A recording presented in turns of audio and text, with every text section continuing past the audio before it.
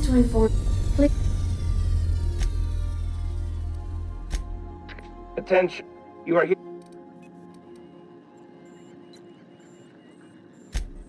To be. I just couldn't see you. Anyway, wait. Transmit. How? Goodbye.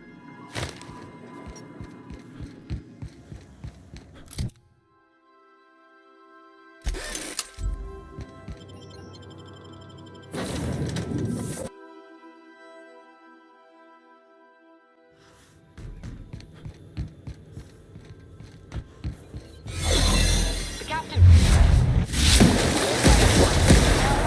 The board will never override race. Not while I reign. Push on, Margot!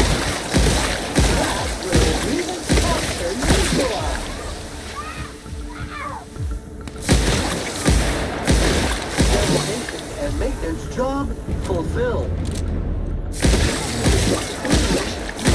I'm ready to kill germs.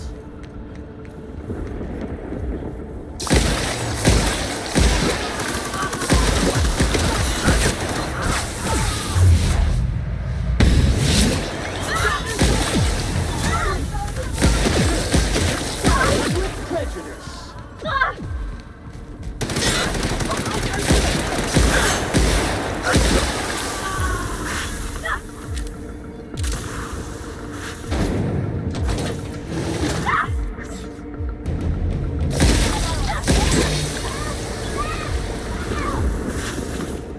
Area sensitization assessment.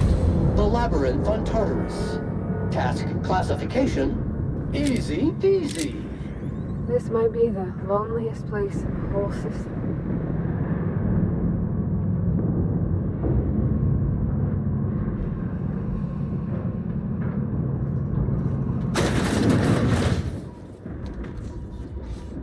Would you like Sam to tidy up this area? Waiting for confirmation command. And sanitize.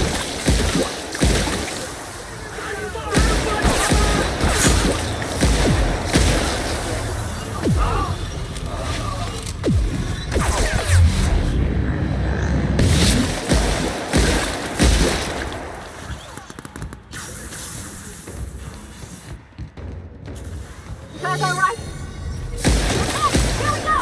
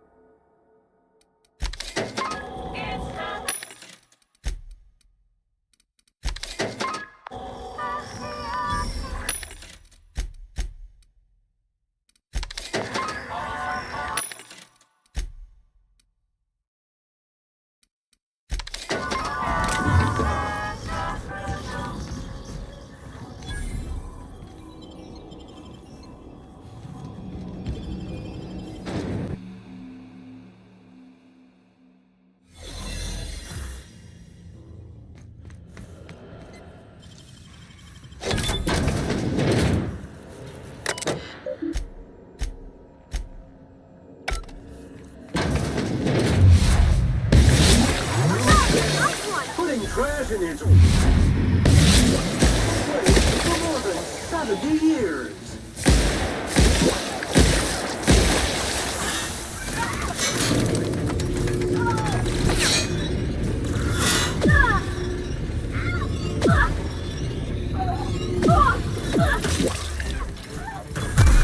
All right, Denner. I'm not one for outdoors, but the captain needs our help. So get in there and...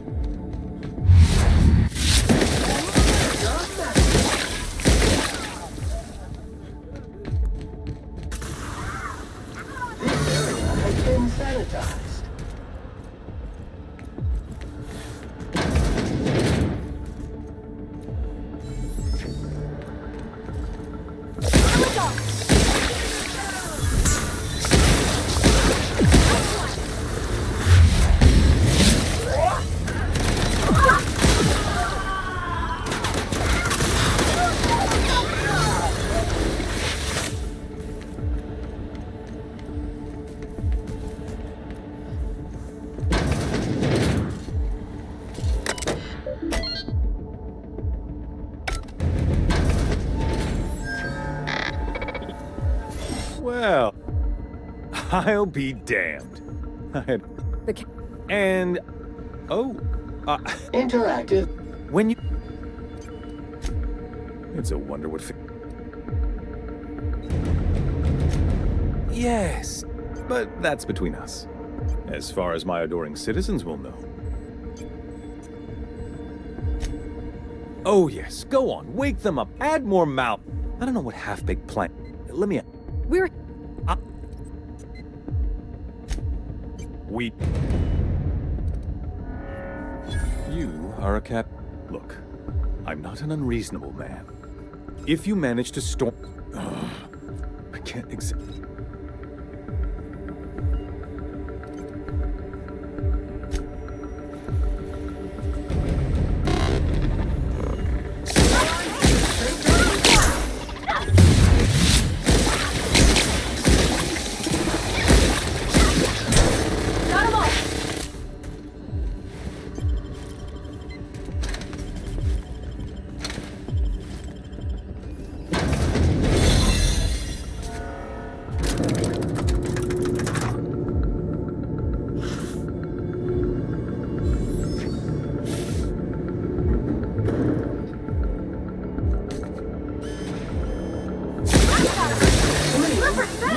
And ready to kill germs. Extended resistance to clean power.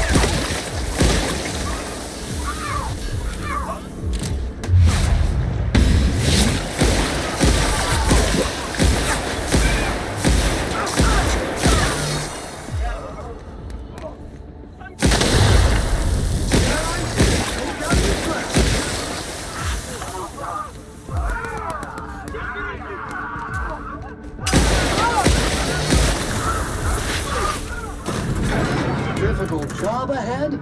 Consider equipping a pack of Sam's special solvent stain-out remover. It's ruthless on residual blood splatter. Never comes of this. I'm just real glad. Captain, I'm aware of your... Dr. Wells is being held in my custody. All...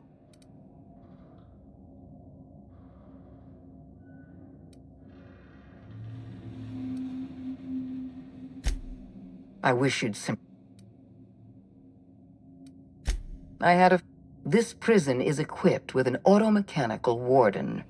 I've had... And don't worry.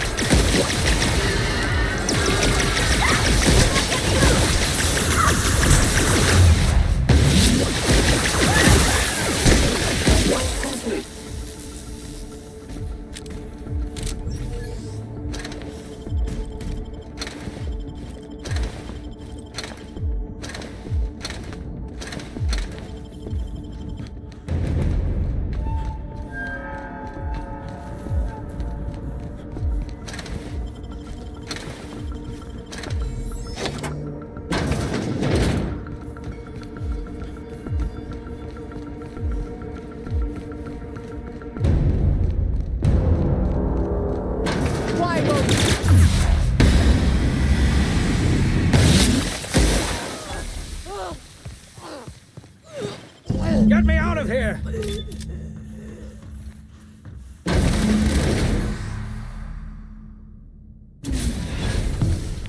You don't know how glad I am to see you. You did the right thing. Akande was a monster. Her death was much deserved, and long overdue. And you lunatic, you broke into the board's own fortress just to rescue... You've broken the board's stranglehold on this colony. You and... Earth has gone dark. 2 years ago, the Earth's Directorate's frigate disappeared on their way back to Earth. We don't know what the... You mean... I'm afraid so, Miss Holcomb. Halcyon is the only hope. We're in serious trouble, my friend. Do you know what this means for Halcyon? We must... We're going to need a leader. When I revived you, I thought I had our roles reversed, you see. You're the best thing We're not a...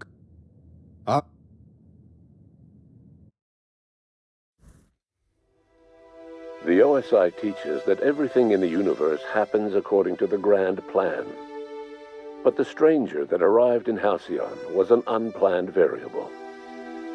From the moment he landed in Emerald Vale, his actions altered the course of history. The events on Tartarus brought about the end of the board's authority.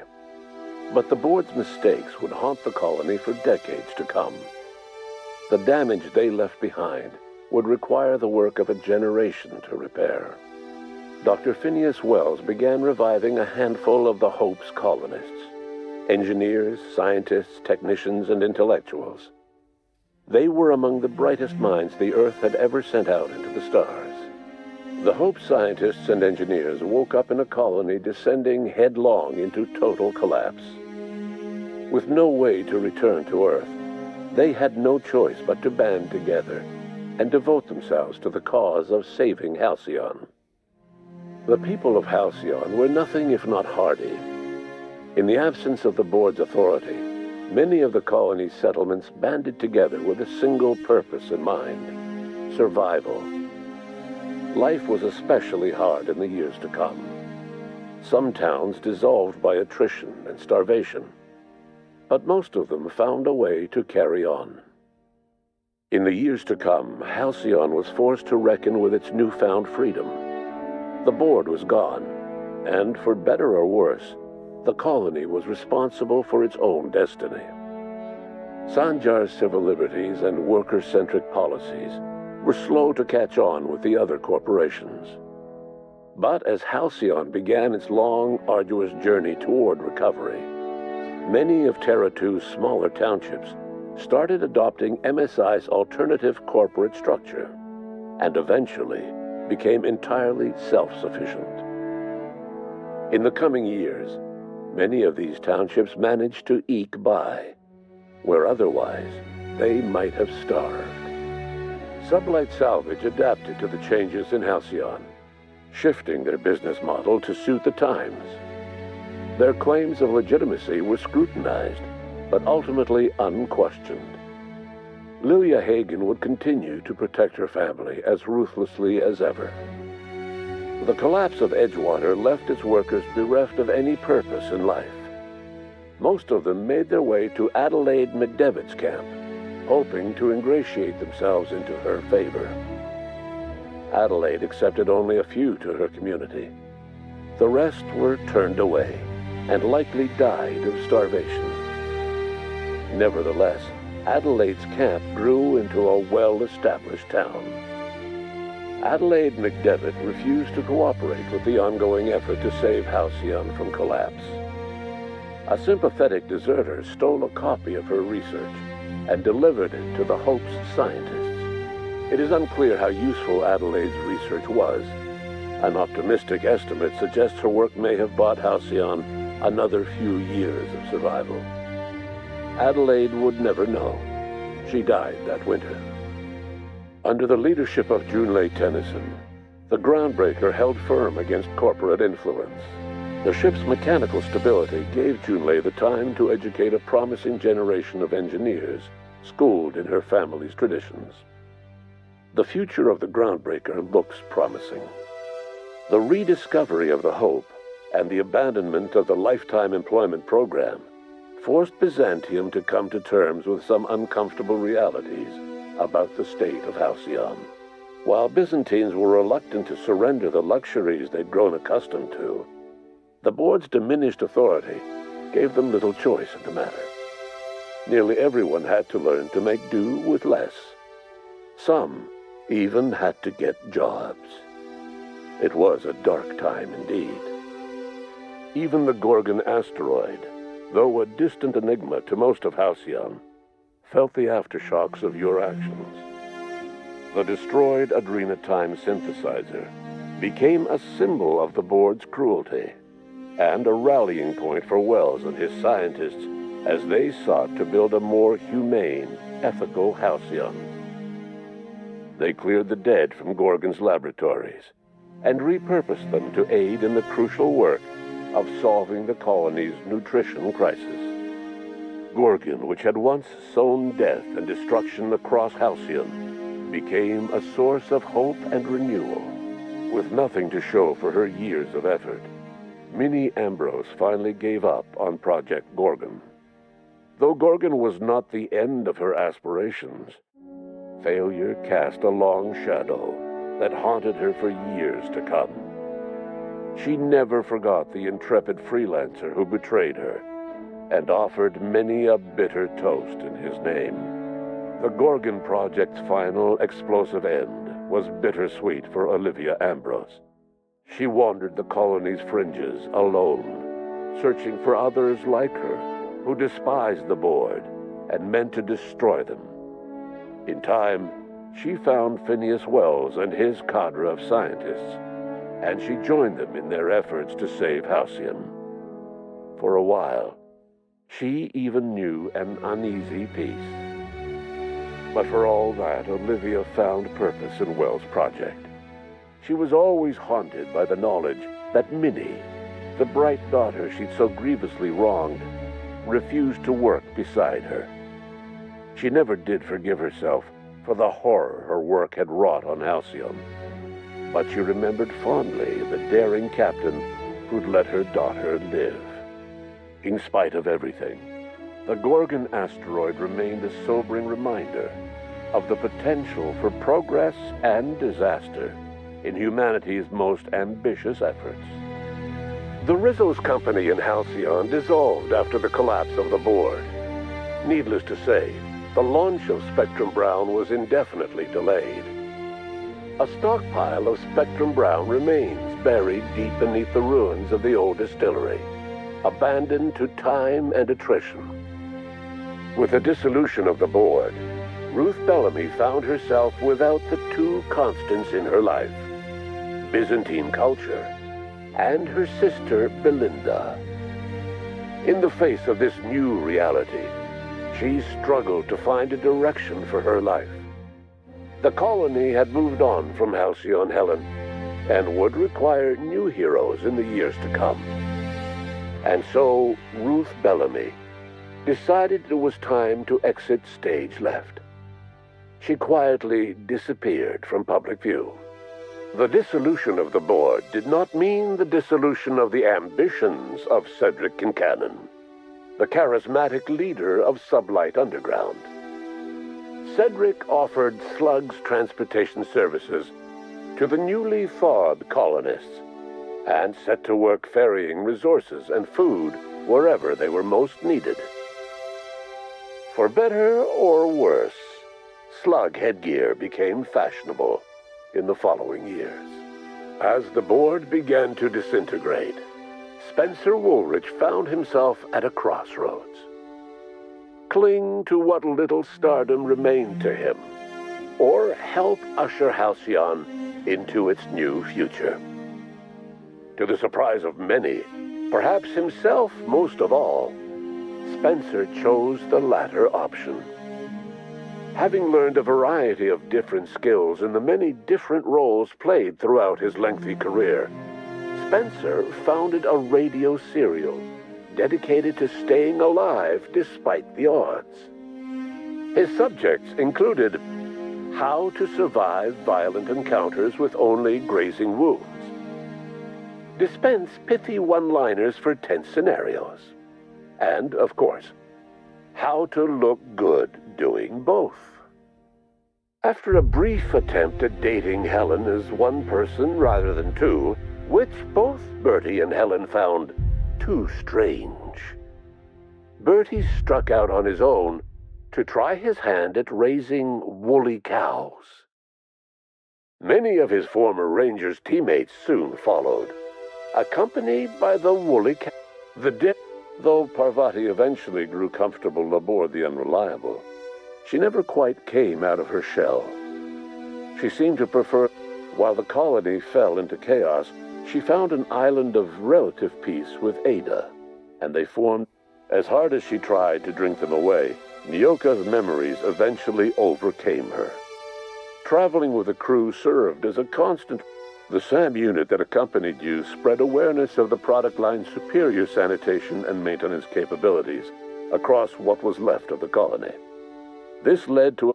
Minister Clark was released from house arrest, and his contact with you gave him.